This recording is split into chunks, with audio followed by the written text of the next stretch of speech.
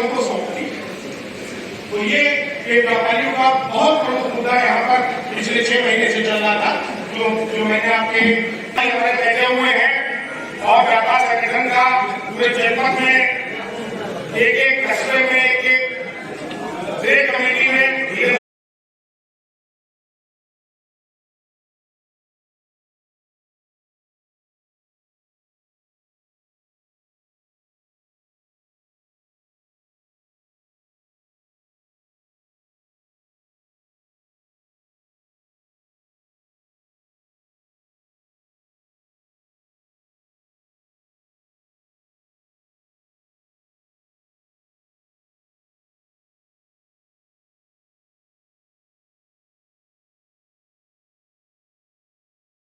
और दूसरा कार्यकाल हमारी सरकार का शुरू हुआ। मैं खुद सरकार का एक प्रतिनिधि हूँ और सरकार के प्रतिनिधि की हैसियत से आज आपके बीच में आया हूँ और व्यापारी के बेटे की हैसियत से आपके बीच में आया हूँ। और मैं ये कहना चाहता हूँ, आज जो काम और जो योजनाएं प्रदेश सरकार बना रही है, ये सच्चाई है।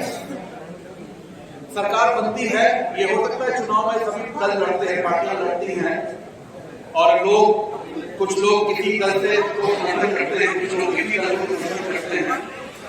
लेकिन मैं मानता हूं कि जब सरकार किसी बन जाती है तो सरकार पूरे 25 करोड़ उत्तर प्रदेश वासियों की बनती है, तो किसी एक समाज की सरकार नहीं है।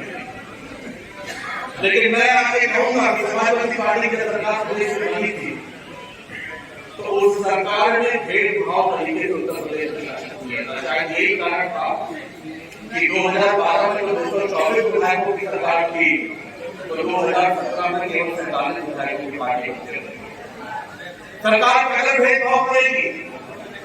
सरकार अगर योजनाएं बनाने में सोचेगी कि इस योजना से हमें इसको लाभ देना है, इसको लाभ नहीं देना है, तो सरकार कभी भी उत्तर प्रदेश में नहीं चल सकती। और समाजवादी पार्टी ने यही किया, केवल कुछ लोगों को खुश करने के लिए, केवल कुछ लोगों को जैसे कहते हैं अपीजमेंट, केवल कुछ लोगों को संतुष्ट करने के लिए जैसे समाजवादी पार्टी ने योजनाएं बनाई खासतौर से कि वो नाराज ना हो जाए, वो कैसे खुश हो जाए।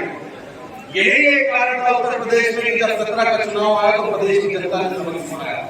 और आज मैं ये कह सकता हूँ कि योगी जी की सरकार बिना भेदभाव तरीके से उत्तर प्रदेश में शासन कर रही है।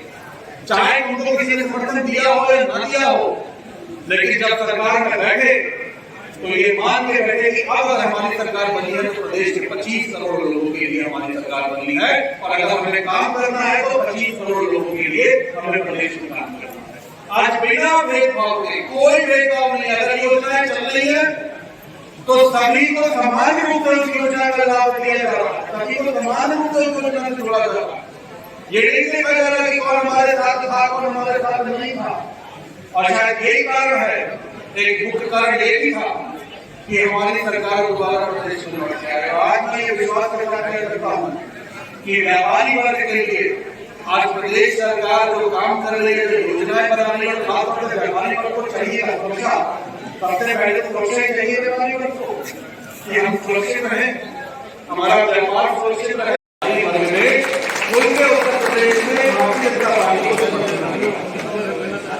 और एक बार नहीं, 2017 में पूर्ण बहुमत की सरकार बनाई तो व्यापारी वर्ग का उसमें बहुत बड़ा योगदान था। और उसके बाद 2022 में फिर से सरकार बनी, उसमें भी व्यापारी वर्ग का बहुत बड़ा योगदान था। और प्रदेश में 38 वर्षों बाद ऐसा पहली बार हुआ कि कोई सरकार दोबारा उत्तर प्रदेश में लौट कर आई।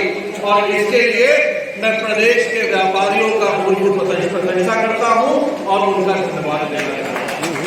आखिर ऐसा क्यों हुआ, ये भी सोचने वाली बात है। राजनीतिक गलियारों में इसकी बात होती है कि ऐसा क्या बदलाव आया जिस कारण उत्तर प्रदेश में सरकार दोबारा लौट कर आई। और बहुत सारी चर्चाएं होती है, बहुत बातें होती है। उत्तर प्रदेश में सरकारें बहुत बनी, समाजवादी पार्टी की सरकार भी थी 2012 के बीच में, बीएसपी की सरकार भी उत्तर प्रदेश में आई 2007 से 2012 के बीच में, तमाम और दलों की सरकारें उत्तर प्रदेश में बनी। लेकिन आज कम से कम इस विश्वास के साथ मैं ये कह सकता हूं और आप भी ये सहमत होंगे इस बात से कि अगर आज उत्तर प्रदेश में गुंडे माफियाओं का खात्मा सफाया अगर किसी ने किया है तो वो आदरणीय योगी आदित्यनाथ जी की सरकार में हुआ है। और जो भयमुक्त समाज की हमने सपना देखा, जिस भयमुक्त समाज का हम सोचते थे कि उत्तर प्रदेश में कब ऐसा दिन आएगा जब हम कहेंगे कि आज उत्तर प्रदेश में गुंडे माफियाओं का सफाया हो गया है, उस काम को अगर करके किसी ने दिखाया तो आदरणीय योगी आदित्यनाथ जी ने उत्तर प्रदेश में करके दिखाया। हमें याद है 2012 से 2017 की सरकार प्रदेश में रही, वो समाजवादी पार्टी की सरकार, जिस सरकार के लोगों ने, जिस सरकार के प्रतिष्ठित राजनीतिक लोगों ने उस वक्त उत्तर प्रदेश में गुंडों माफियाओं को संरक्षण देने का काम किया था। मैं खुले मन से आज कहना चाहता हूं, ये वही समाजवादी पार्टी थी जिसकी 5 वर्ष उत्तर प्रदेश में सरकार चली और इन 5 वर्षों में जितने दंगे उत्तर प्रदेश में हुए, करीब 3-4 से ज्यादा दंगे उत्तर प्रदेश में अगर हुए तो वो समाजवादी पार्टी के शासन में उत्तर प्रदेश हुए। जिस सरकार के संरक्षण में उत्तर प्रदेश पूरी तरीके से गुंडे माफियाओं के कब्जे में चला गया, एक भय का माहौल था, डर का माहौल था कि कब किस व्यापारी की बेइज्जती हो जाए, कब किसका अपमान कर दिया जाए। और सबसे ज्यादा अगर प्रताड़ित अगर कोई हुआ है प्रदेश में उस वक्त जो व्यापारी वर्ग प्रताड़ित हुआ था, समाजवादी पार्टी ने चाहे जमीनों पे कब्जा करा हो, चाहे बिल्डिंगों पर कब्जा करने की बात हुई हो, समाजवादी पार्टी की सरकार ने गुंडागर्दी का जो आलम प्रदेश में उस वक्त था शायद कभी की सरकार ने की संक्रांति में हमने उद्योग व्यापार मंडल की स्थापना फरकाबाद में की थी और व्यापारियों में कार्य किया। मोहन अग्रवाल जी के साथ हमें अगर ये लड़ाई लड़ रहे हैं, हम मंत्री के साथ हैं और पूरा सहयोग करने के लिए संगठन देता है। हमारे बीच में उससे लग रहा कि ज्यादती हुई है व्यापारी साहब। नहीं, देखिए मुझे तो अभी ज्ञापन दिया है, मैं उसकी मुझे जानकारी नहीं दी, जरा एक बार मुझे उसका देख लेने दीजिए क्या चल रहा है। और निश्चित तौर पर मैं विश्वास दिलाता हूं कि व्यापारियों को साथ में लेके ही प्रशासन काम करे। आज सरकार ने कहा था कि बुलडोजर हम अपराधियों पर चलाएंगे, व्यापारियों पर चल रहा है, पूरा रेलवे रोड हमारा तबाह कर दिया गया है। देखिए ऐसा है, सरकार ने बुलडोजर अपराधियों पर चलाया है और आज उसी का नतीजा है कि आज प्रदेश अपराध मुक्त, माफिया मुक्त हुआ। जहाँ तक व्यापारियों की बात है, मैं आपको सरकार के एक प्रतिनिधि के तौर पे आपको विश्वास दिलाना चाहता हूँ कि किसी भी व्यापारी का उत्पीड़न ना हमारी सरकार में हुआ है और ना आगे कभी होगा।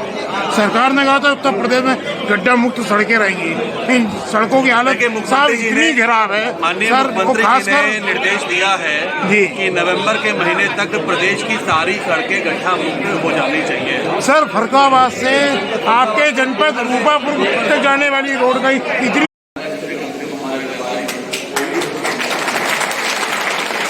व्यापारियों का सम्मान, मान सम्मान मेरी हमेशा प्राथमिकता रहेगी। आपका सम्मान हमेशा बरकरार रहे, कोई परेशानी ना हो, कोई दिक्कत ना हो, ये मेरी हमेशा प्राथमिकता रहेगी।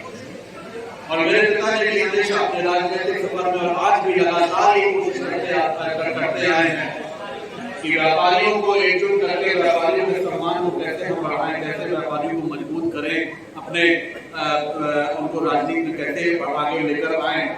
और मेरा भी यही मकसद है कि कैसे हम आप एक कंधे से कंधा मिला के आगे चले और राजनीति के क्षेत्र में आगे बढ़े। और मैं आपको विश्वास दिलाता हूँ कि आपका मान सम्मान हमारे लिए सबसे पहले है, बाकी सब बात में है। आपके सम्मान मान के लिए हमें जो भी कुछ करना होगा हम लोग सरकार से बात करनी होगी, सरकार से बात करेंगे, प्रशासन से बात करनी होगी, प्रशासन से बात करेंगे। और मान कभी व्यापारियों की अगर बात आएगी तो आपका ये भाई सदैव आपके साथ खड़ा मिलेगा। मैं इस मंच के माध्यम से आपसे वादा करता हूँ आज कि आपका ये बेटा, आपका ये भाई सदैव आपके साथ खड़ा मिलेगा। मैं यहाँ पे उपस्थित सभी व्यापारी बंधुओं को, जो मेरे बुजुर्ग हैं, सभी का धन्यवाद देता हूँ, आशीर्वाद लेता हूँ।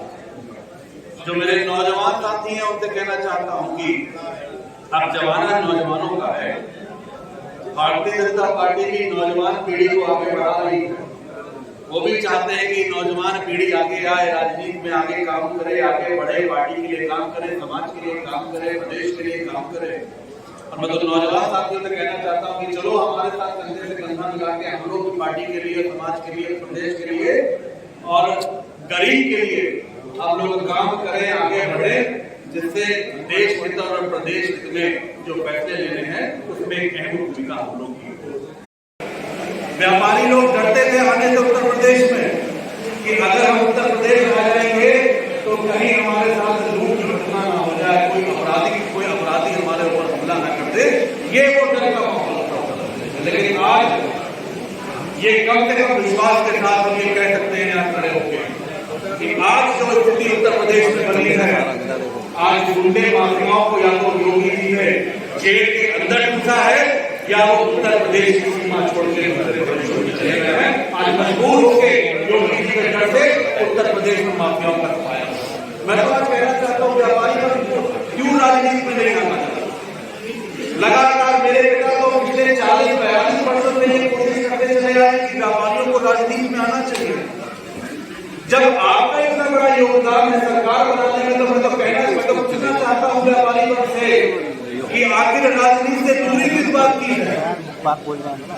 मेरा तो मानना है कि हर व्यापारी के घर में कम से कम एक सदस्य को राजनीति में जरूर आगे बढ़ के आना चाहिए, जिससे वो अपना व्यापार भी सुरक्षित कर सकता है और राजनीति में आके वो अपने पैरों और अपने परिवार को मजबूत कर सकता है। कम से कम एक सदस्य को राजनीति जी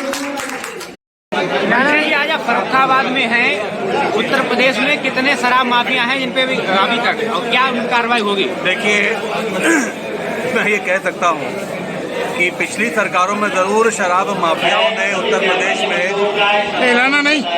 प्रदेश में एक बड़ा उन्होंने एक नेटवर्क बनाया हुआ था।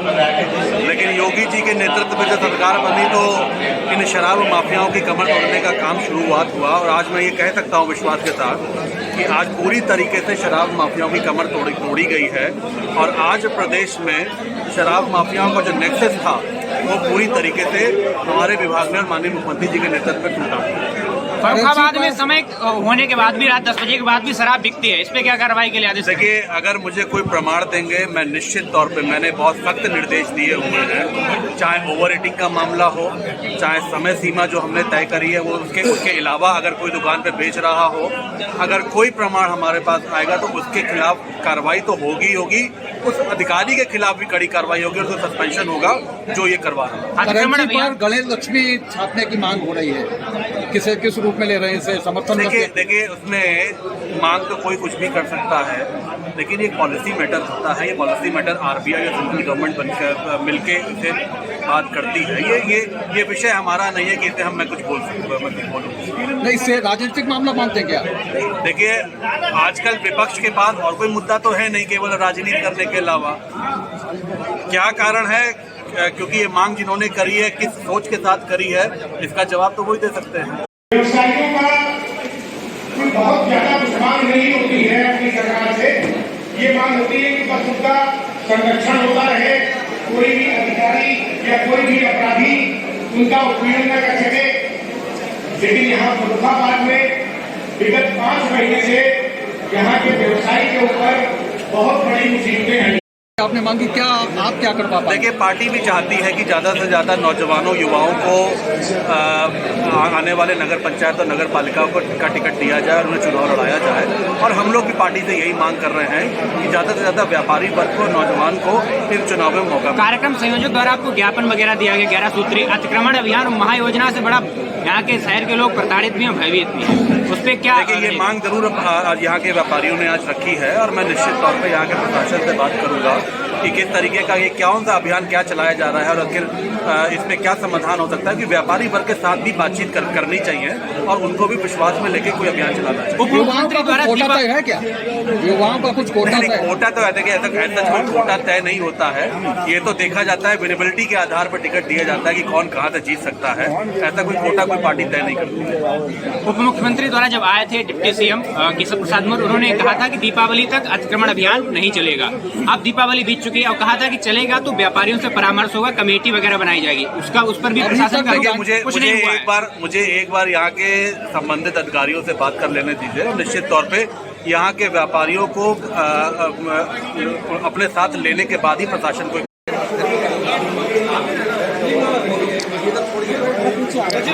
प्रेम बनेगा तो ना वो बात बन पाएगी। जिला पंचायत सदस्य हमारे बीच उपस्थित हैं, सभी लोग एक एक करके शीघ्रता के साथ आ जाए और माननीय हमारे आज के कार्यक्रम के मुख्य अतिथि एवं पूरी मंच को माल्यार्पण कर स्वागत करें, उनका सम्मान करें। आप तक की जोरदार तालियां हो। माननीय मंत्री जी का सम्मान हमारे इस अपरा काशी में हो रहा है, जोरदार तालियां हो।